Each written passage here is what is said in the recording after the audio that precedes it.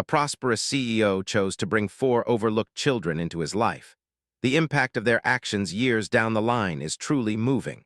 Before I unfold this remarkable narrative, do let me know where you're joining from. I always enjoy seeing the diverse origins of our audience. The early sun danced off the gleaming glass facade of the Grant Enterprises skyscraper, sending fractured light across the Manhattan vista. Inside his penthouse suite, Maxwell Grant stood, a still silhouette against the floor-to-ceiling windows, surveying the urban sprawl he had significantly helped to shape. At 52, Maxwell had acquired every hallmark of societal achievement: extraordinary riches, global sway, and a reputation for business insight that was almost legendary. "Mr. Grant," a quiet voice emerged from the doorway, "your 9 o'clock has been rescheduled, and the Tokyo Consortium requires a response by noon." Maxwell turned to his executive assistant, Victoria Chen. 2 decades as his indispensable aide had endowed her with a remarkable talent for interpreting his moods. Today, she detected the subtle droop at the corners of his mouth, the preoccupied expression in his steely gray eyes. "Thank you, Victoria," he acknowledged, his voice possessing the polished cadence of one accustomed to immediate attention. "Advise Tokyo we are proceeding and defer the afternoon budget meeting. I need to scrutinize the European data before making any commitments." Victoria nodded, inputting notes onto her tablet. She paused, an uncharacteristic hesitation that instantly captured Maxwell's notice. "Something further?" he inquired, an eyebrow raised. "The Philanthropic Committee has submitted the list of engagements for your endorsement," she stated, flicking through her tablet. "There's a new listing, a fundraising event for an orphanage scheduled for next Thursday evening, Riverdale Home for Children." Maxwell's expression tightened almost imperceptibly. "I have already pledged to 5 charitable functions this quarter. That is ample." "They are specifically appealing for your attendance, not just a financial contribution," Victoria persisted, a rare display for her. "The board believes it would bolster our community engagement profile, especially following the manufacturing dispute last month." Maxwell pivoted back to the window, his reflection confronting him, an immaculate charcoal suit, silver-threaded dark hair, and eyes that had become more distant over the years. He recalled the press coverage. "Grant Enterprises closes American plant, displacing 300 jobs overseas." The decision had been fiscally sound, but had generated exactly the kind of adverse publicity his PR advisors had cautioned against. "Very well," he conceded, "a maximum of 2 hours." That evening, Maxwell's private lift conveyed him to the subterranean garage, where Harrison, his driver, awaited beside the polished black Bentley. The journey to his Westchester estate was, as usual, silent. Maxwell examined contracts on his tablet, occasionally dictating notes for Victoria to discover in the morning. As the vehicle navigated ornate iron gates and ascended the curved driveway, Maxwell's expansive mansion materialized, a jewel of modern architecture ensconced among mature trees. It was a showpiece, frequently featured in design magazines. Yet, as the Bentley's headlights illuminated its exterior, Maxwell was struck by the profound darkness of the windows. No welcoming lights shone. Harrison opened his door. "Will you require me further tonight, sir?" "No, Harrison, thank you." Maxwell adjusted his tie, a habit ingrained from decades in the public eye rather than any actual dishevelment.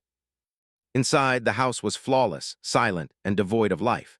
His footsteps echoed on marble floors as he traversed the soaring entryway. The cleaning service had performed their duties, as they did 3 times a week. Fresh flowers adorned crystal vases.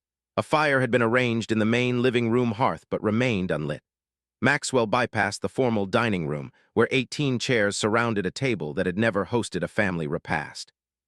He proceeded to the kitchen, a culinary artist's dream of stainless steel and granite that he seldom used, and retrieved a bottle of Macallan 25 from a cabinet.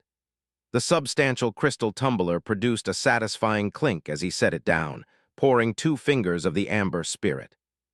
He carried his drink to his study, the one chamber in the mansion that felt like his own. Bookshelves lined the walls, not with Grant family heirlooms, they had risen from humble beginnings, but with volumes on the historical figures Maxwell revered: Edison, Carnegie, Rockefeller, men who had constructed lasting legacies. Settling into his leather armchair, Maxwell opened a portfolio containing the latest acquisition proposal. His concentration, however, drifted to a small silver frame, partially obscured behind a stack of financial periodicals.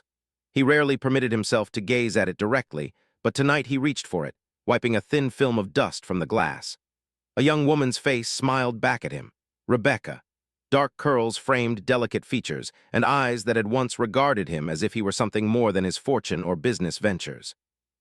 They had been university sweethearts, he the ambitious scholarship student, she the gifted artist dreaming of teaching. 25 years had passed since she vanished from his life without a word, leaving only a terse note. "I'm sorry, Maxwell, I can't continue this." It had been the first, perhaps the singular instance when something he truly desired had eluded him. By the time he possessed the means to locate her years later, the trail had gone cold. He often mused about her fate, whether she had found joy, whether she ever regretted leaving. Maxwell returned the frame to its hiding place and drained his scotch. Success had swelled his bank accounts, but had never quite filled the void Rebecca had left. He had dated sporadically over the years, beautiful, accomplished women who understood his world, but none had breached the emotional defenses he had erected. His phone vibrated with a message from Victoria. "Confirmed for Riverdale Home for Children. Thursday, 7 p.m. car will pick you up at 6:30. Maxwell set the phone down without replying. Another charity engagement. Another tax benefit. Another evening of feigning smiles for cameras while authorizing checks that held little significance for a man of his immense wealth. As he readied for bed in his cavernous master suite, Maxwell caught his reflection in the bathroom mirror. Despite his tailored attire and meticulously maintained physique, he looked fatigued. Not physically, his personal trainer would never permit that, but on a deeper, more intrinsic level. He climbed into his king-sized bed, solitary as always, and directed the house system to extinguish the lights. In the darkness, the emptiness of the mansion seemed to envelop him. Tomorrow would usher in more deals, more millions, more of the same. What he didn't know, couldn't possibly conceive, was that in just 3 days, his carefully ordered world would be thrown into disarray by 4 children no one wanted, and that beyond the confines of his empty mansion, destiny had initiated a series of events that would alter everything. The limousine glided to a stop before Riverdale Home for Children, a weathered brick structure with peeling paint and windows that bespoke better times. Maxwell adjusted his custom tie, mentally commencing his 2-hour limit. "Remember," remarked Claudia Porter, his PR director beside him, "just a few photographs with the children, then your speech and the donation presentation." Maxwell nodded tersely. "Let's conclude this." Inside, Mrs. Winters, the orphanage director, a woman with kind eyes and hair streaked with gray, greeted them effusively. "Mr. Grant, what an honor. The children are so thrilled to meet you." The main common room had been festooned with handmade signs and streamers. About 30 children of various ages sat cross-legged on the floor, their faces a blend of curiosity and practiced politeness. Maxwell delivered his address mechanically, words about community duty and investing in the future flowing readily from years of repetition. Cameras flashed as he presented an oversized check, and he smiled his media smile, confident, benevolent, but devoid of genuine warmth. "Would you care for a tour?" Mrs. Winters inquired afterward. "I'm afraid Mr. Grant's schedule is quite tight," Claudia interjected. "Actually," Maxwell said, surprising himself, "a brief tour would be fine." As they navigated the building, Maxwell noted the worn furniture, the outdated amenities, the hallmarks of an institution doing its utmost with limited resources. The children they passed regarded him with a mixture of awe and weariness. "And this," Mrs. Winters announced, opening a door at the end of a hallway, "is our special projects room." Inside, 4 children worked quietly apart from the others. A teenage girl with serious eyes assisted a younger boy struggling with math. Nearby, a small girl with a profusion of curls painted with intense concentration, while a boy of about 10 assembled a complex structure from recycled materials. "These are our special cases," Mrs. Winters explained in a lowered voice. "Emily, Daniel, Sophie, and Michael, they've been with us the longest." "Why weren't they at the presentation?" Maxwell inquired. Mrs. Winters hesitated. "Emily experiences anxiety in crowds. The others, well, they're a unit. Emily won't be separated from her siblings, which makes placement nearly impossible. Their time with us is almost over, unfortunately." "What happens then?" Maxwell found himself asking. "They'll likely be separated into different foster homes. Emily's age makes her particularly difficult to place." Something about these 4 children captivated Maxwell. The girl Emily looked up, meeting his gaze with surprising directness. "Hi," Maxwell said, uncharacteristically awkward. "Are you the rich man everyone's been cleaning for?" she asked bluntly. Emily, Mrs. Winters chided gently, but Maxwell raised a hand. "It's all right. Yes, I suppose I am." "Why?" the younger boy, Daniel, interjected. "Why am I rich?" Maxwell replied, confused. "No, why do you care about this place?" The question caught Maxwell off guard. In his world, people didn't question his motives. They simply accepted his generosity with gratitude. Before he could answer, the smallest girl approached, offering him her painting, a surprisingly skillful portrayal of what appeared to be a family. "It's not finished," she said softly. "I can't get the daddy right." As Maxwell took the painting, a strange feeling washed over him. Recognition, connection, something he couldn't name. These children, unwanted by the world, stirred something long dormant inside him. "Mr. Grant, we should go," Claudia reminded, checking her watch. But Maxwell wasn't listening. A decision was forming, impulsive, irrational, and absolutely clear. "Mrs. Winters," he said, his voice different than before, "I'd like to discuss adoption options." "You've completely lost your mind," Richard Hargrove declared, packing Maxwell's office. As Grant Enterprises' legal counsel for 15 years, Richard had witnessed Maxwell's calculated decisions, but never anything like this. "4 children, Maxwell, 4. You've never even had a pet." Maxwell remained calm, watching the Manhattan skyline. "The paperwork is filed. Home studies begin next week." Victoria entered with a stack of documents. "The contractors arrive tomorrow to renovate the East Wing. I've scheduled interviews with 7 nannies, and the school applications are being processed." Richard threw up his hands. "The board is in an uproar. Business Week wants an interview about your sudden family man image." "Your shareholders will enjoy the 18% profit increase this quarter," Maxwell interrupted. "Now, if you'll excuse me, I have a family to prepare for." 2 weeks later, Maxwell stood in the transformed east wing of his mansion. Sterile minimalism had given way to color and warmth. 4 bedrooms, each designed to match personalities he was just beginning to understand. Emily's in sophisticated blues with a writing desk. Daniel's with built-in bookshelves and a junior science station. Sophie's with an art corner and rainbow accents. Michael's with music-themed decor and a keyboard.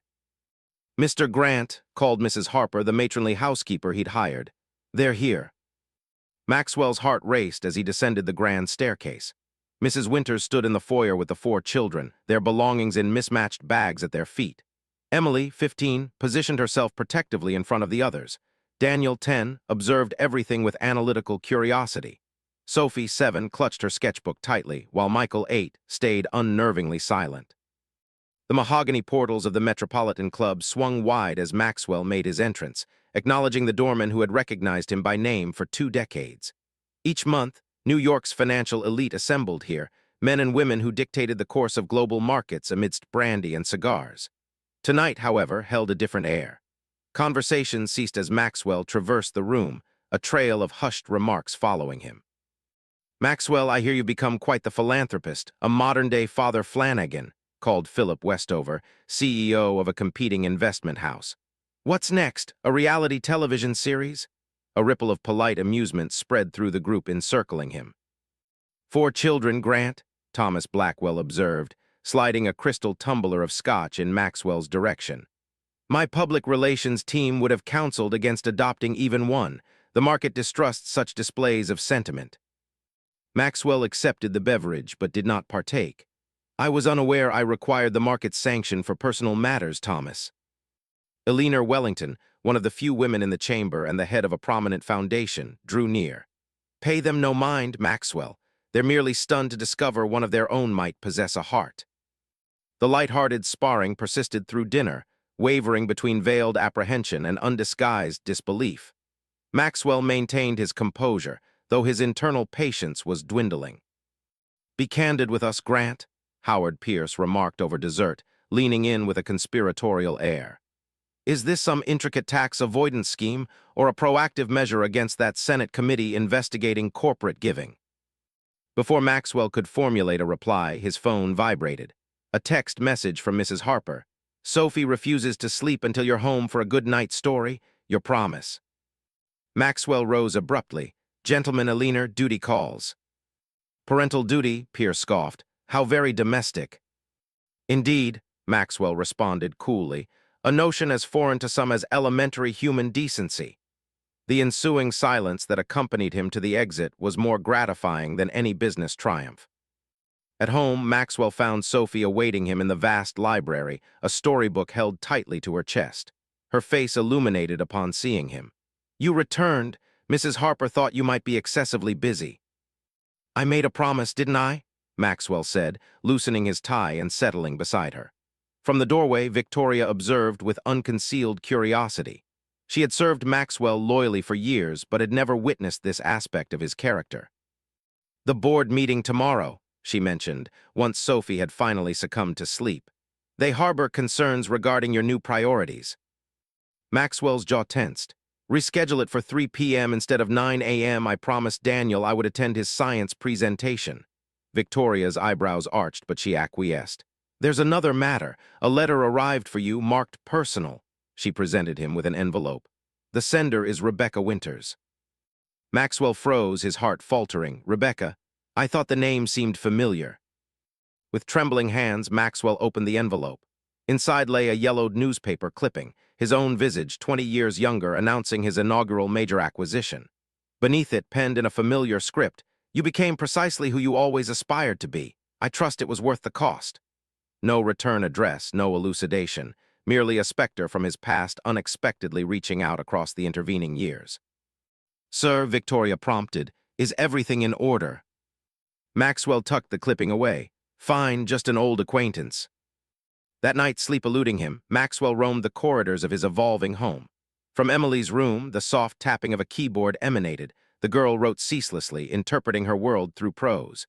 In Daniel's room, books lay open beside intricate diagrams. Sophie's art supplies were meticulously arranged, awaiting morning's inspiration. From Michael's room came the sound of gentle breathing, his nightlight casting stellar patterns across the ceiling. These children, enigmatic, demanding, increasingly cherished, had disrupted his meticulously ordered existence. And now Rebecca's message, cryptic and accusatory. Maxwell paused by a window overlooking the moonlit grounds. For the first time in decades, Grant Enterprises did not monopolize his every thought. Something of greater import had claimed its place. "Welcome," Maxwell said, abruptly aware of how daunting his residence must appear. "I trust you will find comfort here." "Why?" Emily inquired, her gaze as direct as it had been at their initial meeting. "Why us?" Maxwell had pondered this same question innumerable times over the preceding weeks. "I lack a rational explanation," he conceded. "At times, the most crucial decisions defy logic." Emily's guarded demeanor persisted, though she offered a slight nod. The initial days were characterized by a certain awkwardness. Maxwell, accustomed to dominating boardrooms, found himself fumbling through breakfast interactions and bedtime rituals. The children, conditioned to anticipate letdowns, approached their new circumstances with trepidation. On the fourth night, a thunderstorm buffeted the mansion's windows. Maxwell was perusing contracts when Mrs. Harper knocked with urgency. "It's Sophie, sir. She's utterly distraught, terrified of storms." Maxwell discovered the little girl huddled beneath her blankets, trembling. "Sophie," he murmured gently. "I want Emily," came the muffled reply. "She's asleep. Might I offer assistance instead?" Sophie peeked out. "Do you know the Thunder song?"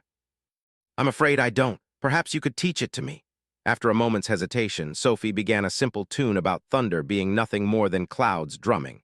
Maxwell listened, then blended his own hesitant baritone with her uncertain voice. They sang until the storm subsided, and Sophie eventually drifted off to sleep.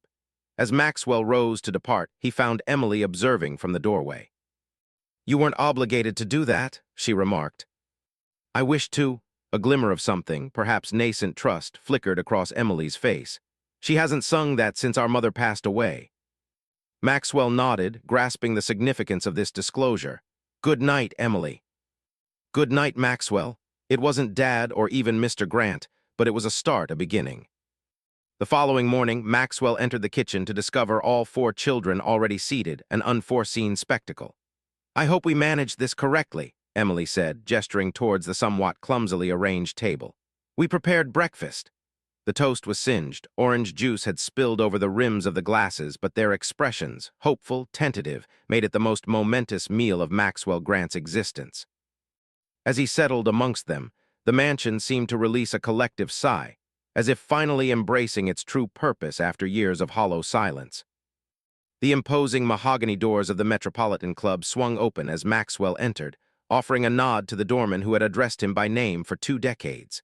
Each month, New York's financial magnates convened here, men and women who steered the course of global markets over brandy and cigars. Tonight, however, felt distinct. Conversations lulled as Maxwell crossed the room, a trail of whispers in his wake. "Maxwell, I hear you've become a veritable Father Flanagan," called Philip Westover, CEO of a rival investment firm. "What's next, a reality show?" Polite laughter rippled through the group assembled around him. "4 children, Grant," remarked Thomas Blackwell, sliding a crystal tumbler of scotch toward Maxwell. "My PR team would have advised against adopting even one. The market doesn't trust sentimentality." Maxwell accepted the drink, but didn't partake. "I wasn't aware I needed permission from the market for personal decisions, Thomas." Eleanor Wellington, one of the few women present and head of a major foundation, approached. "Ignore them, Maxwell. They're just shocked to discover one of their own might actually have a heart." The banter persisted through dinner, fluctuating between veiled concern and outright skepticism. Maxwell maintained his composure, though internally his patience was wearing thin. "Level with us, Grant," said Howard Pierce over dessert, leaning in with a conspiratorial air. "Is this some elaborate tax strategy or a preemptive move against that Senate committee investigating corporate philanthropy?" Before Maxwell could reply, his phone vibrated. A text from Mrs. Harper. "Sophie won't sleep until you're home for a good night story. Your promise." Maxwell rose abruptly. "Gentlemen, Eleanor, duty calls." "Parental duty," mocked Pierce. "How domestic." "Indeed," Maxwell retorted coolly, "a concept as foreign to some as basic human decency." The silence that trailed him to the door was more gratifying than any business transaction. At home, Maxwell found Sophie waiting in the grand library, a storybook clutched to her chest. Her face brightened when she saw him. "You came back. Mrs. Harper said you might be too busy." "I promised, didn't I?" Maxwell said, loosening his tie and settling beside her. From the doorway, Victoria watched with undisguised curiosity. She'd served Maxwell faithfully for years, but had never witnessed this facet of his personality. "The board meeting tomorrow," she mentioned, once Sophie had finally drifted off to sleep. "They're concerned about your new priorities." Maxwell's jaw tightened. "Schedule it for 3 p.m. instead of 9 a.m. I promised Daniel I'd attend his science presentation." Victoria's eyebrows rose, but she nodded. "There's something else. A letter came for you marked personal." She handed him an envelope. "The sender is Rebecca Winters." Maxwell froze, his heart stuttering. "Rebecca? I thought the name sounded familiar." With unsteady hands, Maxwell opened the envelope.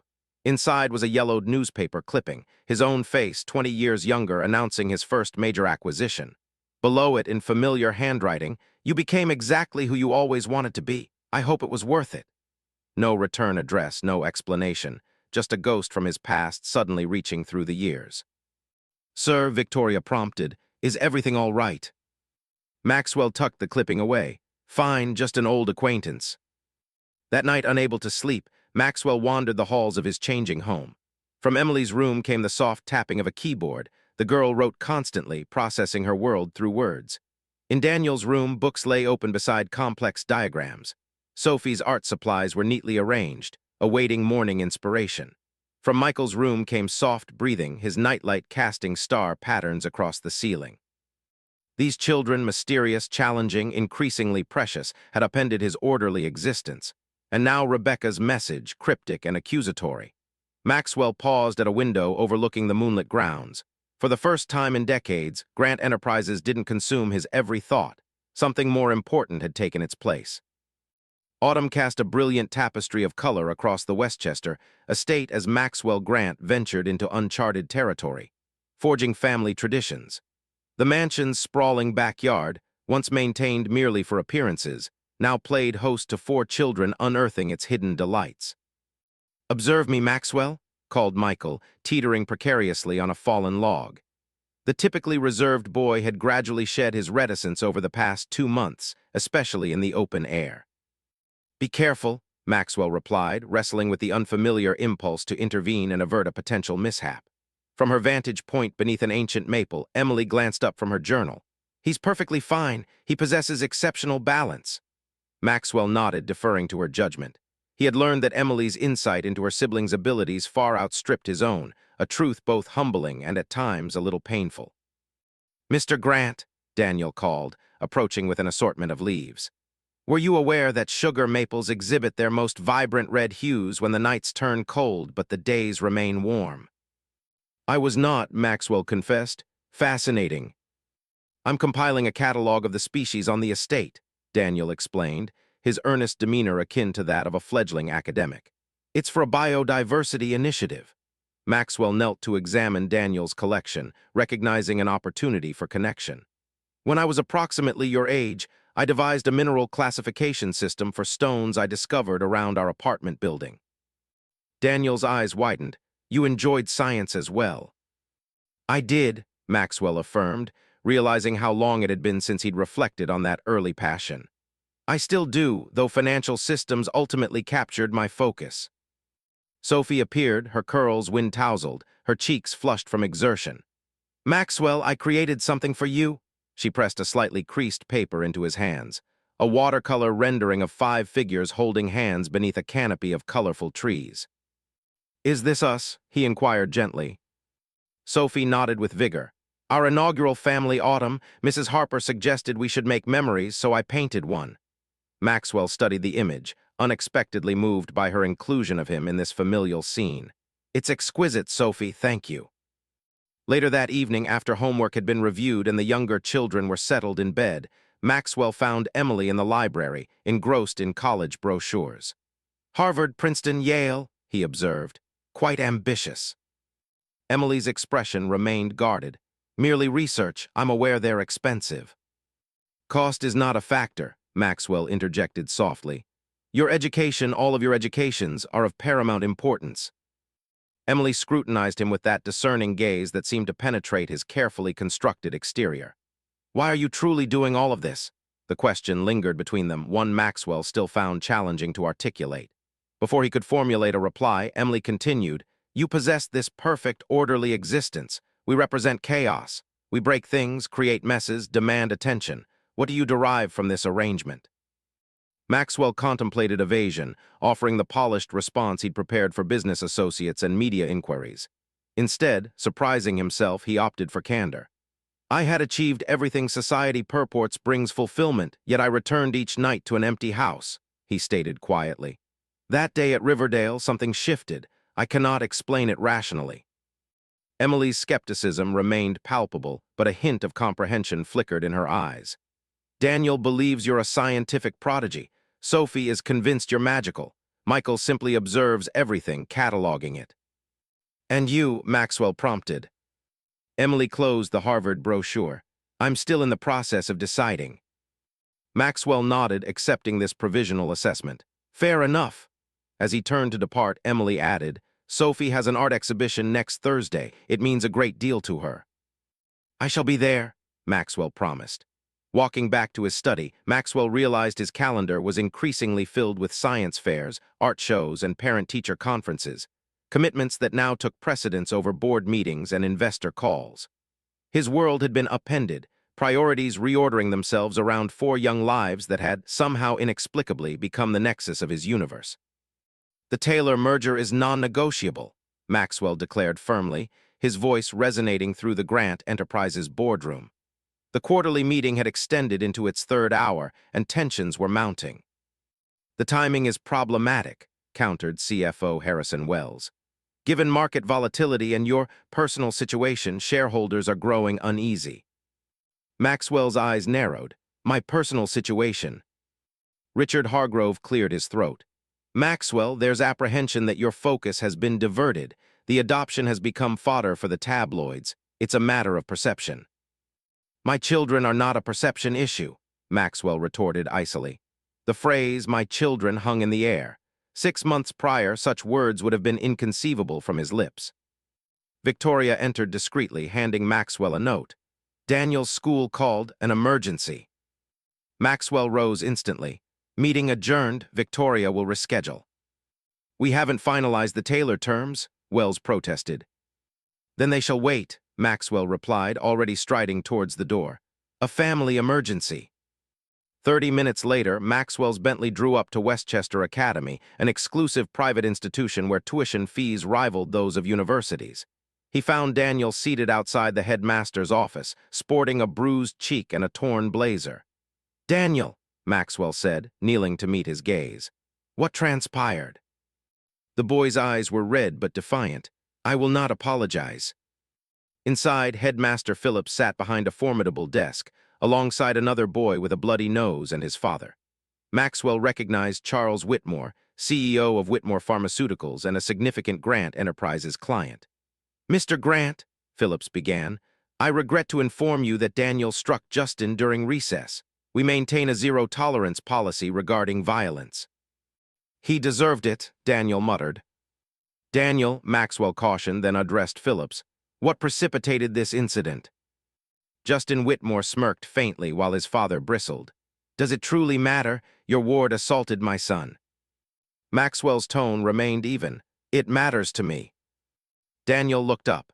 "He asserted we weren't a genuine family, that you adopted us merely as a publicity maneuver, and would return us once you grew weary of it." A surge of protective fury coursed through Maxwell. "I see." "Boys will be boys," Whitmore remarked dismissively, "though some evidently lack a proper upbringing." "Charles," Maxwell said, his professional smile failing to reach his eyes, "before you proceed, you should be aware that Whitmore Pharmaceuticals' exclusivity agreement with Grant Medical Supply is nearing its renewal date." The implication was unmistakable. Whitmore's expression hardened. "Furthermore," Maxwell continued, turning to Phillips, "if Westchester Academy condones bullying predicated on family structure, perhaps we ought to reconsider the substantial donation allocated for your new science facility." Phillips paled. "Mr. Grant, I assure you." "Daniel defended himself against cruelty," Maxwell interjected.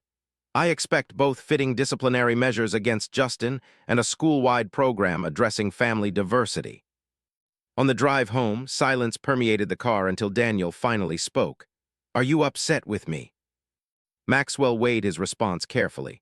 "Violence should not be your initial recourse, Daniel. However, I comprehend why you were distressed. Those assertions Justin made, they are untrue." "I know," Daniel replied, surprising Maxwell.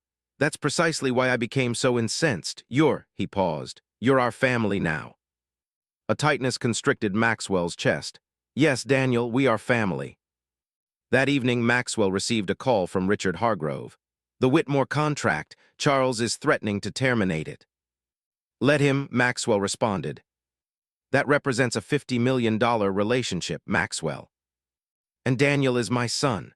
The words flowed naturally now. "Certain matters are non-negotiable, Richard." After concluding the call, Maxwell found Emily in the doorway of his study. "I heard about what occurred today with Daniel," she said.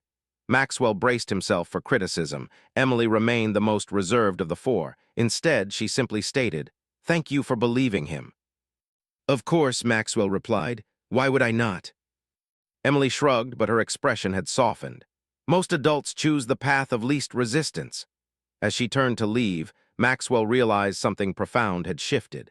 In defending Daniel, he had unwittingly passed a crucial test in Emily's estimation, drawing one step closer to earning her trust. "But why are we unable to attend the charity gala?" Sophie inquired, her lower lip protruding slightly. "I have a new dress and everything." Maxwell adjusted his bow tie, observing his reflection in the hallway mirror. "It's a very late affair, Sophie. Besides, Mrs. Harper has arranged a movie night for all of you." The annual Grant Foundation Gala was Maxwell's most prominent social engagement, convening New York's elite to raise millions for children's education. Ironically, this year, he found himself disinclined to participate, preferring the chaotic solace of his new family life. "You appear quite dashing," Michael offered quietly, hovering nearby. Of all the children, he remained the most enigmatic, a keen observer rather than an active participant. "Thank you, Michael," Maxwell replied, touched by the infrequent compliment. Emily descended the staircase, carrying a textbook. 9 months into their shared existence, she had gradually relinquished her role as perpetual guardian, permitting herself occasional moments of adolescent normalcy. "A thunderstorm is forecasted," she stated matter-of-factly. "Sophie might require your presence." Maxwell frowned. Sophie's storm-related anxiety remained acute. Perhaps I ought to remain. We shall manage, Emily interjected, surprisingly. Mrs. Harper is now familiar with the thunder song, and I will be here. The unspoken message was evident. They were learning to operate as a cohesive unit, not solely reliant on Maxwell. Contact me if you require anything, he said, interpreting Victoria's arrival as his signal to depart. The gala unfolded as anticipated. Champagne flowed, checkbooks were utilized, and Maxwell delivered a polished address on educational opportunity. Yet, throughout the evening, his thoughts repeatedly strayed homeward. Fatherhood has certainly transformed you, observed Eleanor Wellington, materializing beside him on the terrace where he had sought a moment of respite. Maxwell smiled wryly. Is that a critique or an observation? Decidedly an observation, Eleanor replied. You appear more human. Before Maxwell could respond, his phone vibrated. A text from Mrs. Harper. Storm arrived prematurely. Sophie extremely distressed. Emily attempting to cope but requesting you. Excuse me, Maxwell stated immediately. Family emergency. Eleanor nodded with understanding. Go. They require your presence more than these socialites need another oration. 30 minutes later, Maxwell hurried through his front door, still clad in formal attire, to discover the living room metamorphosed. Blankets and pillows formed an elaborate fortress, flashlights casting star-like patterns on the ceiling. From within, he heard Sophie's distinctive giggle, unexpected during a thunderstorm. Hello, he called, bending to peer inside. All 4 children lounged in pajamas amidst the makeshift refuge. Maxwell, Sophie exclaimed. We constructed a storm castle. I can see that, he replied, bewildered. You seem quite all right. Emily sat cross-legged, her laptop open. We located storm sounds on YouTube and played them at a low volume, gradually increasing it to desensitize her. It was Daniel's idea. Daniel nodded seriously. Exposure therapy, I read about its principles. Maxwell turned to Mrs. Harper, who stood nearby with an amused expression. I presumed Sophie was upset. She was initially, the housekeeper explained.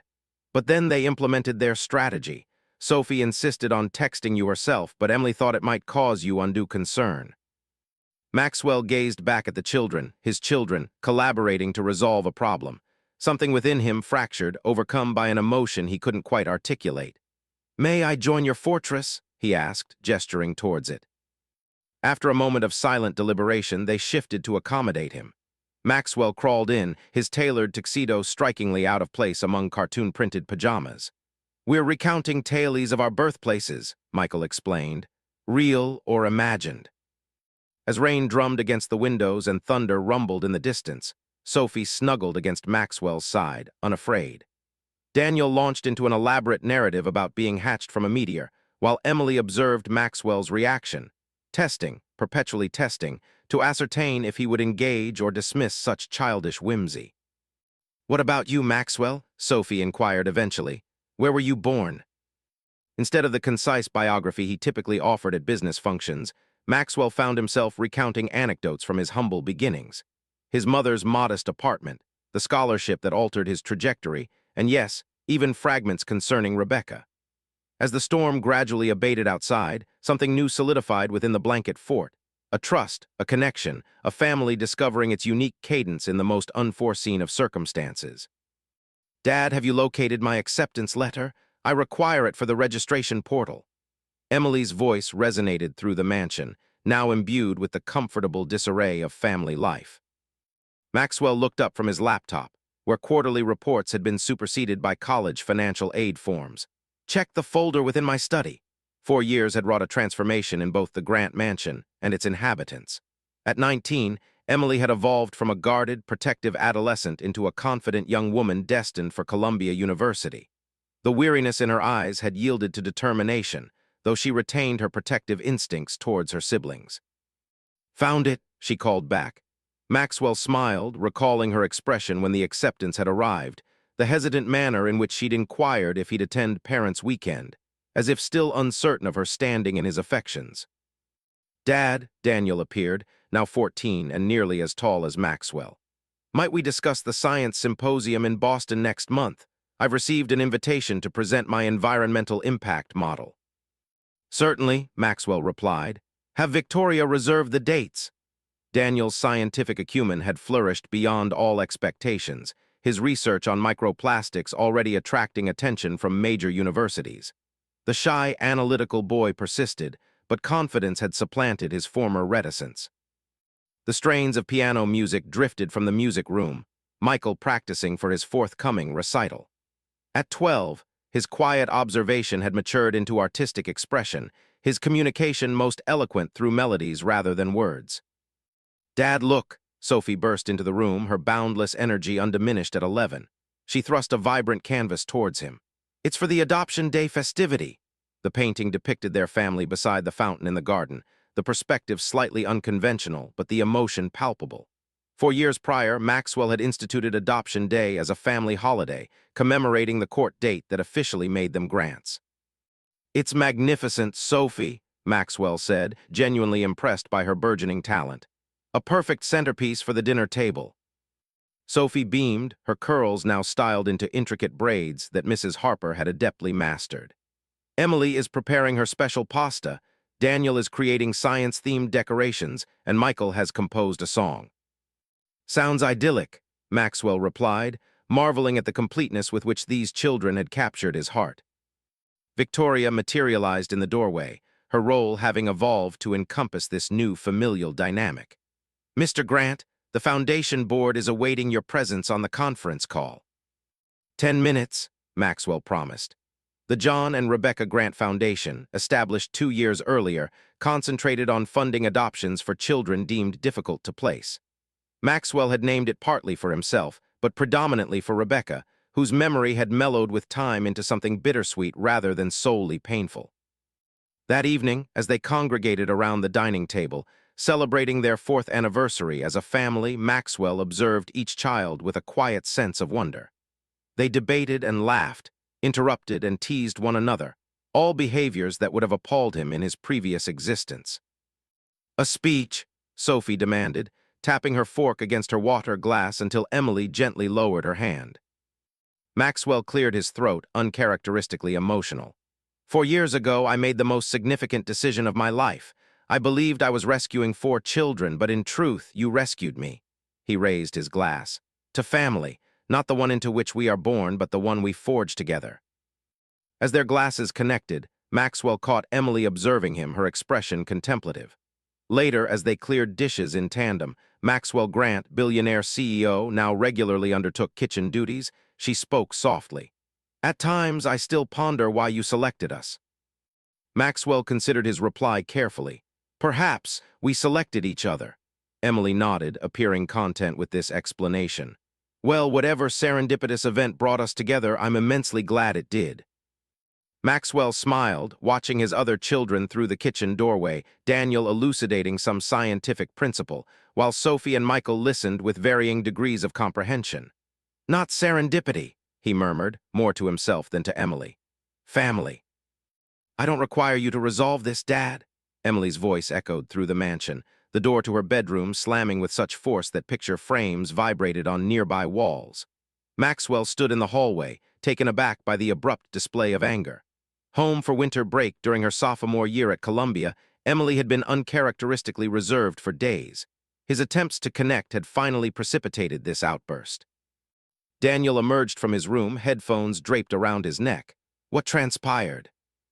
Maxwell sighed, running a hand through his increasingly silver hair. I truly wish I knew. At 15, Daniel had matured into a thoughtful young man, often serving as the family's voice of reason. She's been messaging someone incessantly since her return, and she's been researching something she quickly conceals whenever anyone approaches. Maxwell nodded, valuing Daniel's perceptive skills. Any hypotheses? Several, Daniel replied. Most plausibly, she's pursuing information regarding our biological parents. Emily's age renders her more susceptible to identity-related inquiries, statistically speaking. A tightness constricted Maxwell's chest.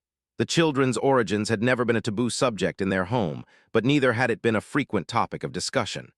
The scant information from Riverdale home had been imparted years ago. Their mother had passed away, their father was unknown. Should I afford her space or press the issue? Maxwell asked, genuinely valuing Daniel's perspective. Daniel deliberated. Initial space followed by a direct, honest approach. Emily responds best to candor. That evening, Maxwell knocked gently on Emily's door, a cup of her preferred tea in hand. After a moment of silence, he heard a quiet, "Enter." Emily sat cross-legged on her bed, surrounded by papers and her laptop. Her eyes were red-rimmed but resolute.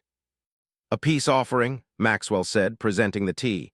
Emily accepted it with a faint smile. "I apologize for shouting." "I apologize for pressing," Maxwell replied, settling on the edge of her bed. "Would you care to share what's on your mind?" Emily took a deep breath. "I've been endeavoring to learn more about my birth parents, about all of our biological roots." Maxwell nodded, having braced himself for this eventuality. "That's entirely natural, Emily. You know I've always affirmed your right to explore that facet of your identity." "That's precisely the issue," Emily said, her voice faltering slightly. "I no longer know what my identity is. I'm Emily Grant, daughter of billionaire Maxwell Grant, attending an Ivy League institution where everyone presumes I'm present due to my name or my father's contributions." She gestured to her laptop screen, which displayed a DNA testing service. "I simply wish to understand where I originate from, who I am beneath all of this." Her hand waved vaguely, encompassing the mansion and the privileged existence they now enjoyed. "I comprehend," Maxwell said gently. "I've never purported to possess all the solutions, but I do know this. Who you are is not dictated by DNA or financial standing. It's shaped by your choices, your values, your actions." Emily's shoulders slumped. "But how do I discern which aspects are genuinely me? At times, I feel as though I'm performing a role, grateful adopted daughter of Maxwell Grant. What if the authentic me is someone entirely different?" Maxwell weighed her words carefully. "Perhaps the authentic you isn't a predetermined destination, but rather something you are continuously in the process of discovering. And Emily," he reached for her hand, "questioning is an integral part of that journey." After a moment, Emily squeezed his fingers. Would you be distressed if I pursued this DNA test, if I attempted to uncover more?" "Never," Maxwell assured her. "I will assist you if you wish. Whatever you unearth will not alter who we are to one another." Emily wiped away a tear. "I don't even know what I'm anticipating, perhaps nothing, perhaps everything." Maxwell nodded, understanding her bewilderment. "That's perfectly acceptable as well." As he rose to depart, Emily called softly, "Dad." "Yes. Thank you for allowing me to navigate this, even when it's challenging." Maxwell smiled. "That's what families do, Emily. We support one another through the challenging parts." The soft spring rain pattered against the windows of Maxwell's study as he examined the research Emily had amassed over the preceding 2 months. DNA test results, birth certificates, medical records, all meticulously arranged in a folder titled Project Origins. "The DNA analysis confirmed what we already suspected," Emily explained, packing the room. "The four of us are biological siblings. However, I've encountered an impasse in tracing our birth mother beyond the name Rebecca Wilson." Maxwell's heart fluttered at the mention of Rebecca. He'd long harbored a suspicion of a connection, but hearing it affirmed caused his chest to tighten. "Wilson is a prevalent surname," he remarked cautiously. "Do you possess any further identifying details?" Emily shook her head, her frustration palpable. "Only that she was 26 when she passed away giving birth to us. No father is listed on any documentation. Riverdale received us via a county hospital transfer. Most records were unfortunately destroyed in that storage facility fire they experienced 15 years ago." Maxwell observed his daughter's expression, the blend of determination and vulnerability. At 20, Emily stood on the cusp of adulthood, increasingly contemplative about her place in the world. "What would you hope to discover?" he inquired gently. Emily sank into the leather armchair opposite him. "Photographs, perhaps. Medical history, certainly. Sophie ought to be aware of any hereditary conditions for her health documentation. And just narratives, who she was, what she cherished." She paused. "Possibly even the identity of our biological father." Maxwell nodded, comprehending her longing. "I would like to assist, if you'll permit me. I possess resources that might unearth information conventional searches would overlook." "You would do that?" Emily asked, surprised. "You're not apprehensive about what we might find?" Maxwell's smile was tinged with melancholy. "Emily, I became your father because I chose to, not due to biology. Nothing you uncover will alter that fundamental truth." The investigation intensified over the subsequent weeks. Maxwell discreetly assigned a specialized team from Grant Enterprises to aid the effort, though he maintained confidentiality regarding certain parameters. The children were apprised of the inquiry, each reacting in their own distinct manner. Daniel approached it as a scientific enigma. Sophie created a painting depicting her imagined portrayal of their birth mother, while Michael remained characteristically reflective. 3 weeks later, Maxwell's private investigator requested an urgent consultation. "We've uncovered something rather unusual, sir," Jenkins stated, sliding a folder across Maxwell's desk. "The Rebecca Wilson who died giving birth to quadruplets at County General, we traced her prior residence to an apartment in Brooklyn." Maxwell opened the folder, finding lease agreements and a grainy photocopy of a driver's license. The face was indistinct but achingly familiar. "Her emergency contact was listed as Rebecca Winters, ostensibly her mother," Jenkins continued. "We've been unable to locate this woman. However, there's another detail." He paused. The lease was co-signed by a Maxwell Grant. Maxwell stared at the document, recognizing his own signature from 25 years prior. The room seemed to sway slightly. "That's impossible," he whispered, though he knew instantly it was not only possible but an undeniable fact. "Sir," Jenkins said carefully, "were you acquainted with Ms. Wilson?" Maxwell's mind raced, processing calculations and possibilities. "Rebecca Wilson was Rebecca Winters before any marriage," he stated slowly. "We were involved during our university years. She vanished from my life without explanation." "According to hospital records," Jenkins added, "Rebecca Wilson was pregnant with quadruplets, an exceedingly rare occurrence naturally." "The timeline would coincide with her departure," Maxwell finished, the enormity of the realization washing over him like a tidal wave. "She was carrying my children." That evening, Maxwell sat alone in his study, scores of photographs spread before him. Rebecca at university, laughing beside a younger iteration of himself. The pieces were assembling with devastating clarity. Rebecca had left him, slightly altered her name, and confronted pregnancy in solitude. She had died bringing their children into the world, and by some extraordinary cosmic intervention, he had found them again, drawn by an inexplicable bond he couldn't have possibly comprehended. The question loomed, how would he convey this to them? The autumn leaves eddied around Maxwell's feet as he traversed the Grant Enterprises plaza, acknowledging the security personnel who greeted him by name.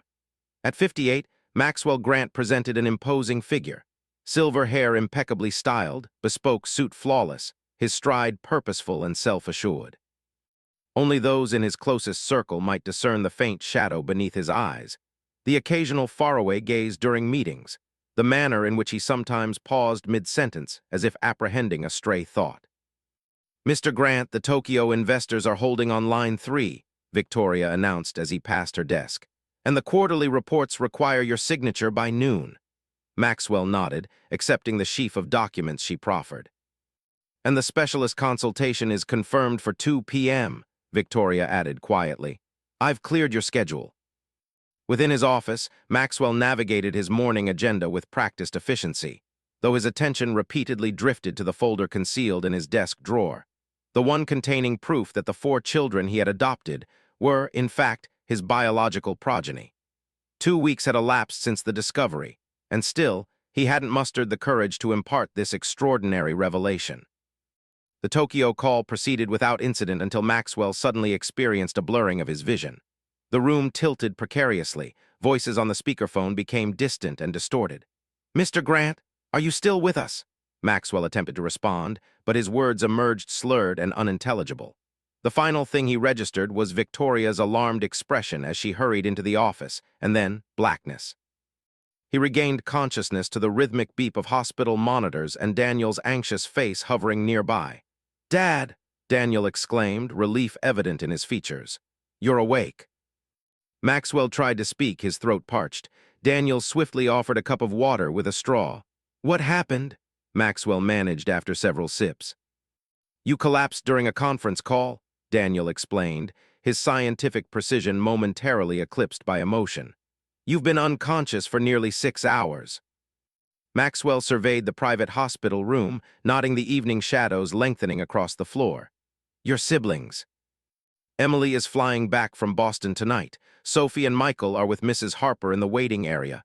Daniel hesitated. Victoria contacted us immediately. Maxwell nodded, attempting to sit up before a wave of dizziness compelled him back against the pillows. Dr. Abrams wishes to speak with you, Daniel said, pressing the call button. They've conducted several tests while you were unconscious.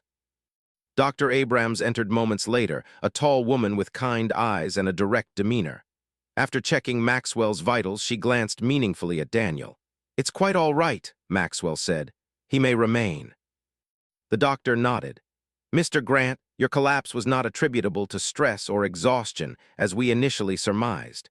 Your blood work reveals significant anomalies, and the MRI has shown concerning masses in your bone marrow. A chilling certainty settled upon Maxwell. Cancer. A rare variant of leukemia, Dr. Abrams confirmed. We need to perform a bone marrow biopsy for definitive confirmation, but the preliminary indicators are quite distinct. Daniel's face had turned ashen, his analytical mind undoubtedly already computing survival rates. What is the treatment protocol? Maxwell inquired, his business instincts asserting themselves. Identify the issue, ascertain solutions, implement an action plan. Standard procedure would involve aggressive chemotherapy, Dr. Abrams elucidated. However, given the specific markers we're observing, your optimal chance for long-term remission lies in a bone marrow transplant from a compatible donor. Siblings or children typically present the highest likelihood of compatibility, Daniel interjected, his voice slightly tremulous. Dr. Abrams nodded. Precisely. Do you have any biological relatives, Mr. Grant? The irony of the query struck Maxwell with such force that he nearly laughed. After 25 years of believing himself entirely alone in the world, he had discovered he possessed 4 biological children, at the exact moment he might most desperately need them. Yes, Maxwell said quietly, meeting Daniel's perplexed gaze. I believe I do. That night, as Sophie and Michael slumbered in hospital chairs drawn close to his bed, Maxwell observed the steady rhythm of their breathing.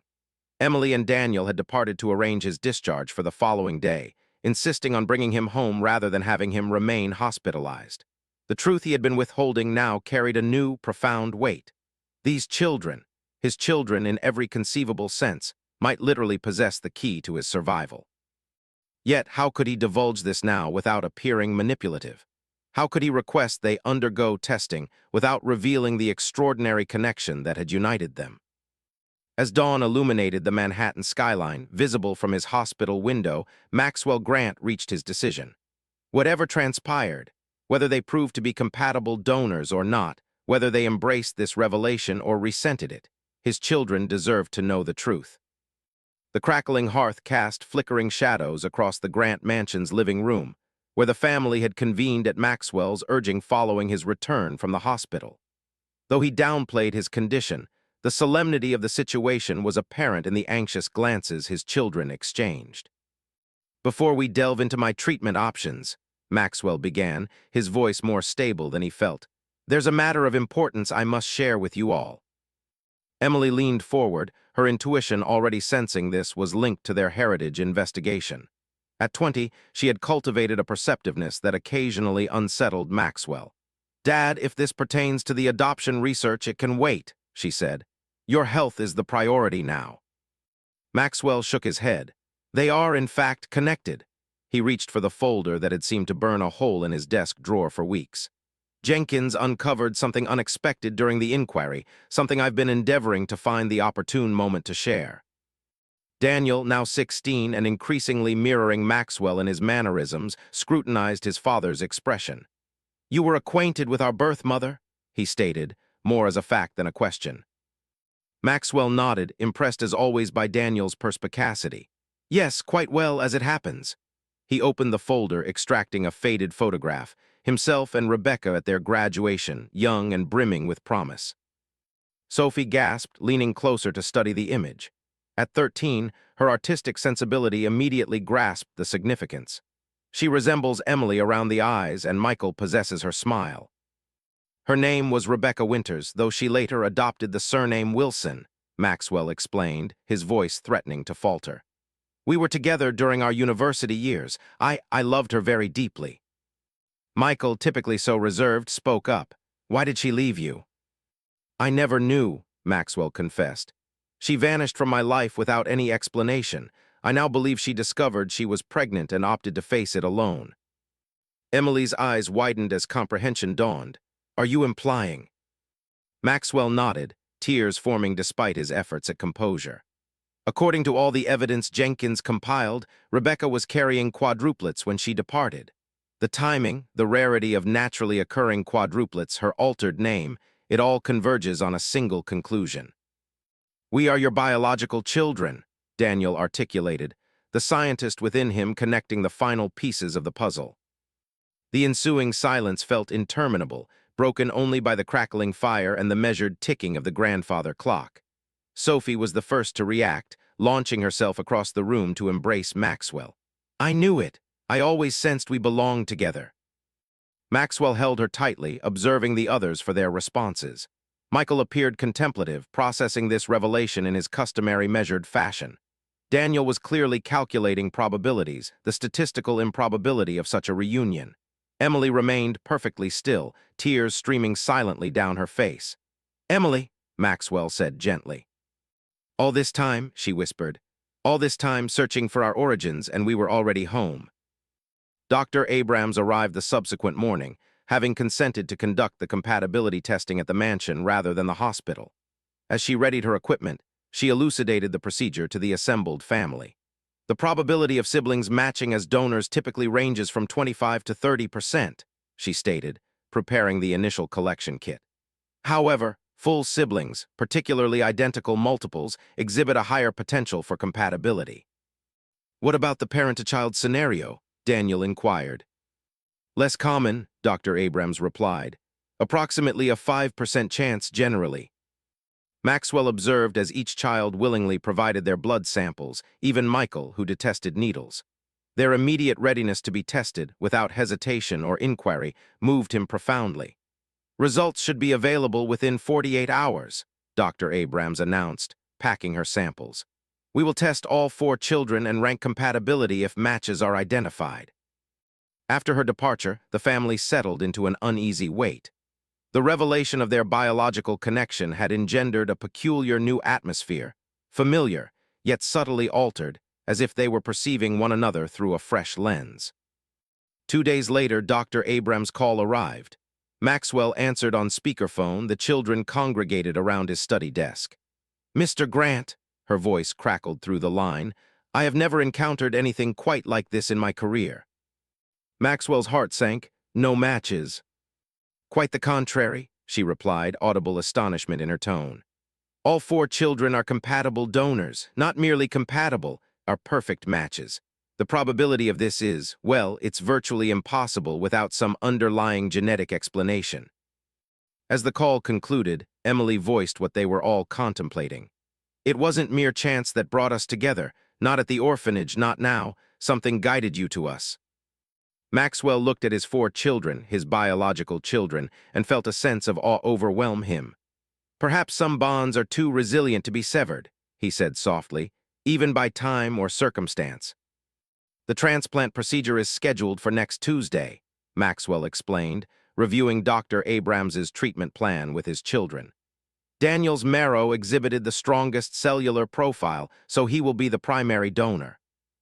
Daniel nodded gravely, having already immersed himself in medical literature concerning bone marrow donation.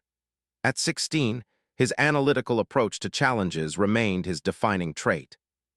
"What transpires after the transplant?" Sophie asked, her artistic hands nervously braiding and unbraiding a lock of her hair, a habit that surfaced whenever she felt anxious. "Recovery will span several months," Maxwell answered candidly. "I will be immunocompromised while my body acclimates to Daniel's cells."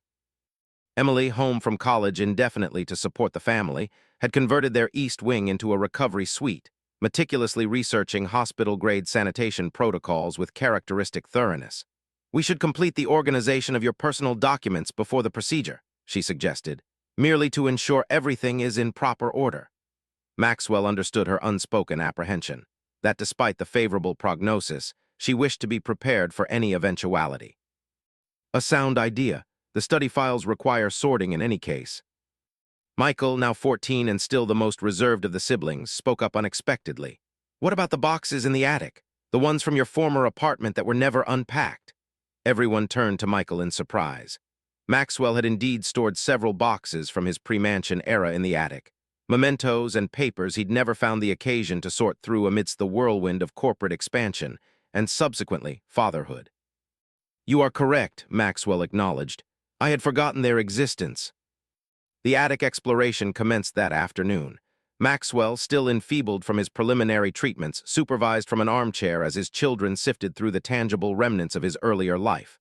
Look at this, Sophie exclaimed, extracting a yellowed newspaper from 1991. Dad's inaugural company launch? You sported a ponytail, Maxwell chuckled, accepting the paper. Different times. Daniel unearthed university textbooks filled with Maxwell's precise annotations, while Emily discovered awards and certificates chronicling his ascent from scholarship student to business magnate.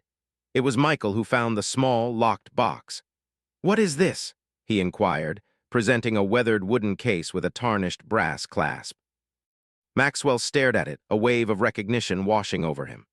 Rebecca gifted that to me, he said softly. For my 21st birthday, I haven't opened it in decades. With trembling fingers, Maxwell produced a small key from his wallet, carried all these years without conscious intent. The lock yielded with surprising ease, revealing a collection of photographs, handwritten notes, and a sealed envelope addressed to Maxwell in a familiar script. This wasn't here previously, he whispered, lifting the envelope. I would have recalled it. The children gathered around as Maxwell carefully broke the seal, extracting a letter dated 23 years prior, approximately 9 months before their birth. Dear Maxwell, he read aloud, his voice unsteady. If you are reading this, something has gone dreadfully wrong. I never intended to vanish without explanation, but I could not bear to impede the future you have striven so arduously to construct.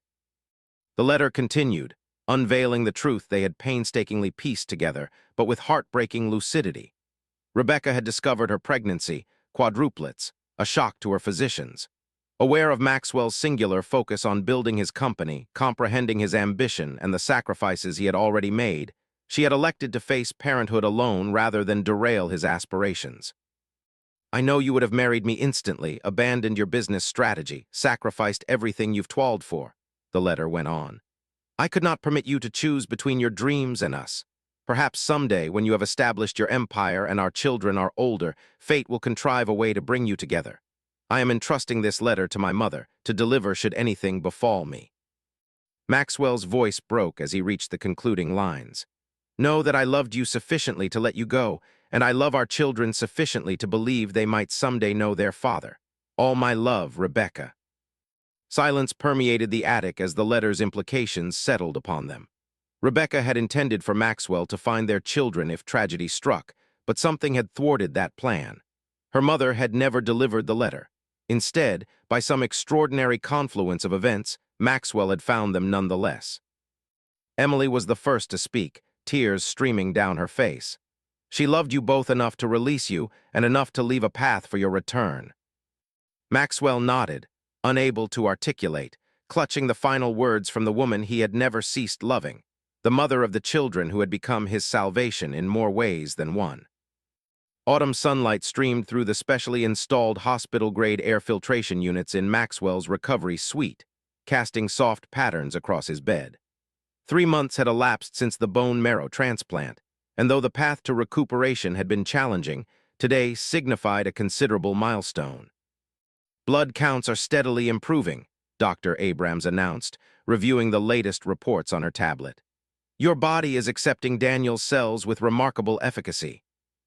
Maxwell nodded faintly from his recliner, still gaunt and pale, but with a renewed vitality in his eyes.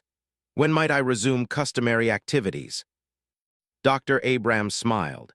Let's not hasten things. Your immune system remains compromised, though it is strengthening daily. Brief walks around the garden are permissible, but public spaces are still inadvisable for at least another month. From his position near the window, Daniel observed the exchange with scientific curiosity.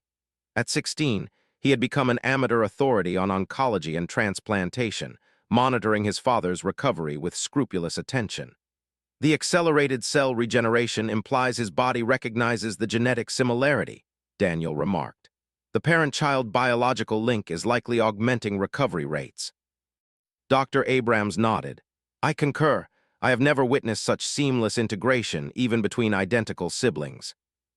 After the doctor's departure, Emily entered bearing a tray of specially prepared food, immune-safe and nutrient-rich, meticulously researched during her unexpected semester away from college. "You must consume everything this time," she instructed, arranging the tray across Maxwell's lap. "Your weight is still 10 pounds below the baseline." Maxwell smiled at her nurturing tone. "Yes, ma'am." The dynamics within their household had shifted dramatically during his illness. The children, once reliant on his guidance and protection, now functioned as a cohesive unit to support his convalescence. Emily had become the family manager, Daniel the medical advisor, Sophie the emotional touchstone, and Michael, surprisingly, the conduit between Maxwell and the external world. "The Tokyo expansion is proceeding according to schedule," Michael reported, entering with his father's secure tablet. At 14, he had unexpectedly demonstrated a talent for business affairs, serving as Maxwell's surrogate eyes and ears at Grant Enterprises, while Victoria managed daily operations. "Richard requests your input on the Thompson negotiation," Michael continued. "I informed him you would review the terms this afternoon." Maxwell nodded, grateful for his son's unforeseen aptitude. "What is your assessment?" Michael contemplated the question with characteristic thoughtfulness. "Thompson's leverage is weaker than they project. Their Midwest distribution is hampered by the shipping strikes. I would advise holding firm on our original offer."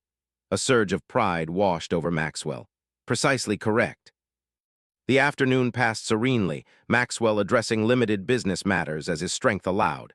Sophie arrived after school, promptly setting up her easel near his recliner.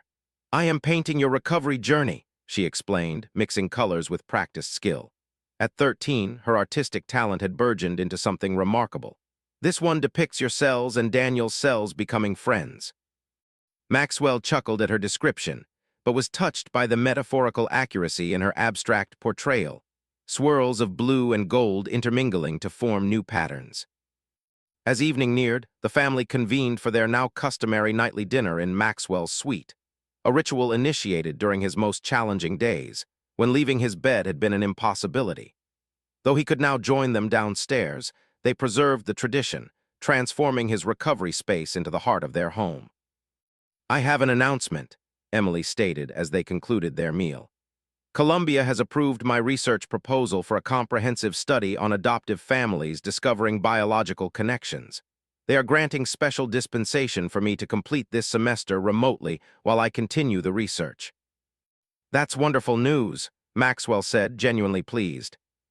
"Our story might aid others," Emily continued. "Not the biological coincidence, that's statistically beyond replication, but the psychological and emotional dimensions of uncovering unknown familial ties." Daniel nodded. "The probability calculations of our specific circumstances remain astronomical. I've been collaborating with a geneticist at MIT who is fascinated by our case." "I've been reflecting," Maxwell said, his voice gaining strength with purpose. "Rebecca's letter mentioned her mother, your grandmother, was intended to deliver it. Perhaps she is still alive. Perhaps there is more family yet to be found." The siblings exchanged glances, a new objective forming silently among them. Their quest for identity had come full circle, revealing not only their origins, but also forging their bonds anew through shared purpose and mutual encouragement. As night descended and Maxwell prepared for sleep, he observed his children, his miraculous, extraordinary children, and marveled at how completely they had metamorphosed. From orphans to family, from strangers to saviors, from his greatest surprise to his paramount strength. The Grant Foundation building shimmered in the morning sun, its contemporary facade of glass and steel ascending 12 stories above Manhattan's vibrant thoroughfares. 5 years had elapsed since Maxwell's diagnosis and remarkable recovery, and today signified the official inauguration of the Foundation's new headquarters. "Ready, Dad?" Emily inquired, adjusting Maxwell's tie with adept fingers. At 25, she had matured into a poised young woman, her psychology doctorate nearly conferred, and her research on adoptive family dynamics garnering national acclaim. Maxwell nodded, appraising his reflection in the lobby's mirrored expanse. At 63, he appeared healthier than he had in decades, his posture erect, his eyes clear, the pallor of illness long supplanted by a vibrant energy. "As ready as I shall ever be." Daniel approached, tablet in hand, reviewing final arrangements. At 21, he had already obtained his master's degree in biochemical engineering and now spearheaded the Foundation's medical research division, concentrating on enhancing bone marrow transplant methodologies. The press corps is assembled. The mayor is running 10 minutes behind schedule. The governor has just arrived. Sophie, now 18 and a freshman at Parsons School of Design, made a final adjustment to the immense canvas adorning the lobby, her most ambitious creation to date, depicting intertwining family trees with branches that connected in unforeseen configurations. "The lighting is perfect," she pronounced, her artist's eye critical yet content. Michael, 19 and already exhibiting remarkable business insight as an intern at Grant Enterprises, joined them last. "The auditorium is at capacity, standing room only." Maxwell gazed at his 4 children, the most precious treasures of his existence, and felt a surge of gratitude so profound it momentarily rendered him speechless. "Thank you," he finally managed. "All of you." The journey to this moment had been extraordinary. Maxwell's recovery had ignited a transformation that extended far beyond his physical recuperation. The Rebecca Wilson Grant Foundation had become his fervent passion, dedicated to 3 primary missions: supporting adoptive families, funding research into rare blood cancers, and establishing a database to facilitate the reunification of biological relatives separated by circumstance. The elevator transported them to the auditorium level, where hundreds of guests awaited: medical professionals, adoption advocates, government dignitaries, and families whose lives had been touched by the Foundation's endeavors. As they stepped onto the stage, a thunderous ovation erupted. Maxwell approached the podium, his children flanking him in a united display that eloquently bespoke their shared journey. The audience fell silent as he commenced his address. 25 years ago, a young woman named Rebecca made an impossible choice, a choice born of love and sacrifice. She believed she was setting 2 paths diverging, her children's lives and my own. What she could not have known was that those paths were destined to reconverge. Maxwell's gaze swept the room, recognizing familiar faces: Victoria, whose loyalty had never faltered; Eleanor Wellington, whose friendship had sustained him through arduous times; even Richard Hargrove, who had finally come to comprehend that Maxwell's greatest legacy would not be merely financial. 5 years ago, I confronted a diagnosis that should have ended my life. Instead, it unveiled the most extraordinary truth, that the 4 children I had chosen to adopt years earlier were in fact my biological offspring.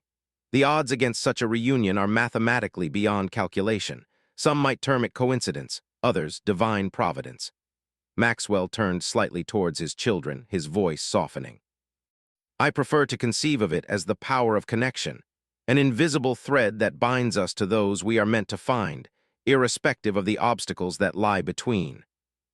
The culmination of the ceremony was the unveiling of the Foundation's centerpiece, a memorial garden designed by Sophie, featuring a bronze sculpture of a woman with outstretched arms.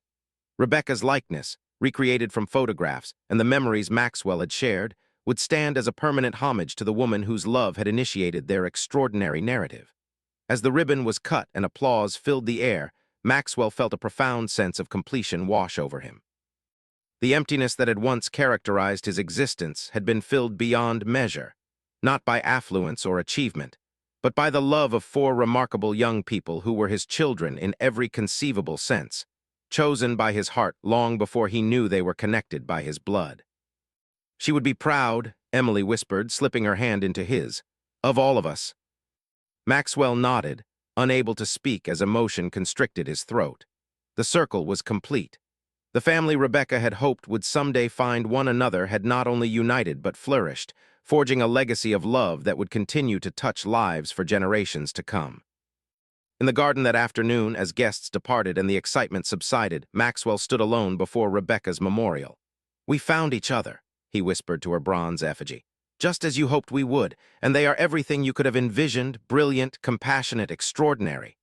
A gentle breeze rustled the garden's newly planted trees, and for a moment Maxwell could almost believe Rebecca had heard him. The invisible thread that had drawn him to his children, first to his heart, and then to the truth of their connection, had completed its work, weaving separate lives into a tapestry of belonging that neither time nor circumstance could unravel. Maxwell Grant, once defined by wealth and power, had discovered the true meaning of riches in the most unexpected fashion. And as his children joined him in the garden, surrounding him with their presence, He knew with absolute certainty that no empire, no fortune, no achievement could ever compare to the miracle of family, a miracle that had been awaiting him all along.